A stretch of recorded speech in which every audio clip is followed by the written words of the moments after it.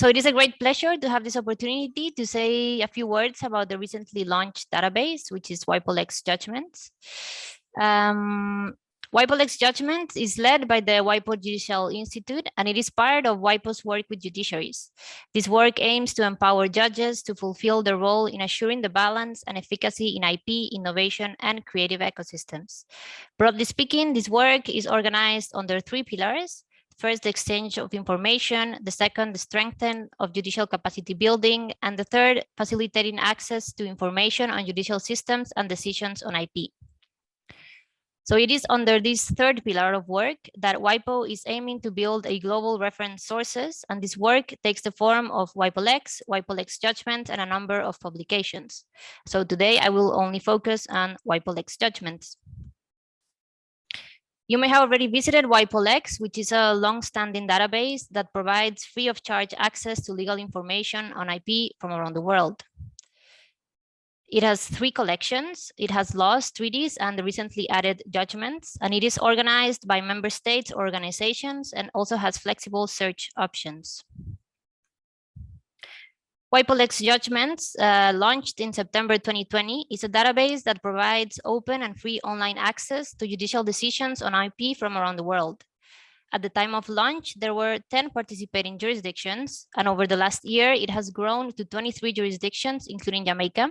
And we are in discussion with other member states that wishes to join, including the judiciary of Trinidad and Tobago.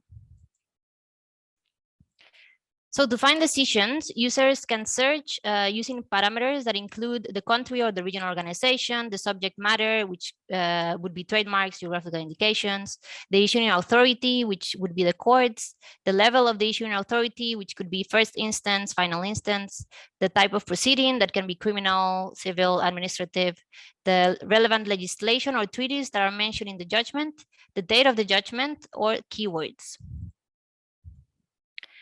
So this database does not aim to collect all IP decisions rendered in the jurisdiction, but rather make the available judgments selectively curated by the relevant authorities in the participating countries that establish a precedent or offer a persuasive interpretation of IP law in their jurisdiction.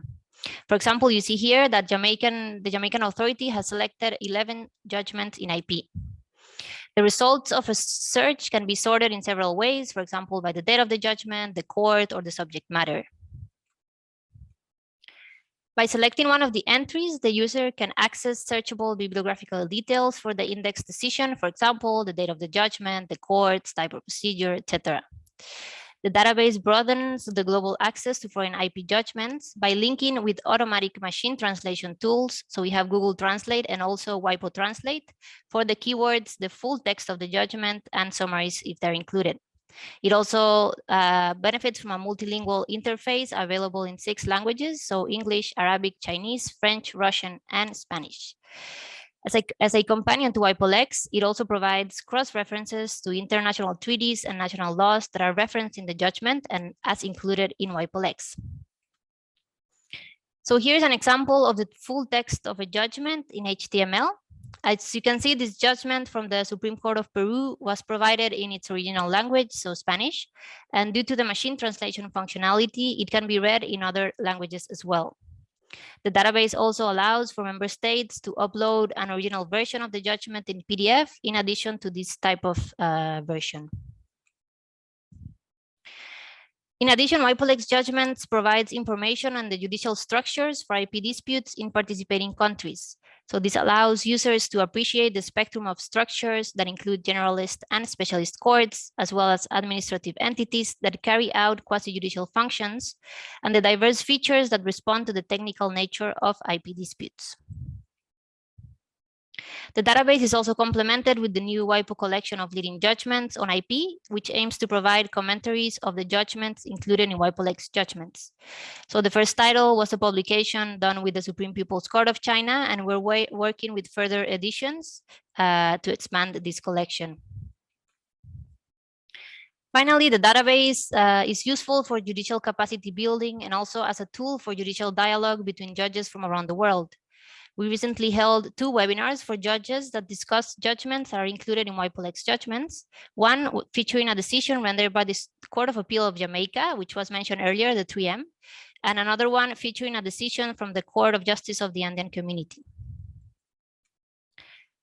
That completes my brief and hopefully quick overview of the WIPO judgments. And I leave you here the URL of this database. And of course, I will be happy to answer any questions that you may have. Also, please free to contact us at the emails you see on this slide. And thank you very much for your attention.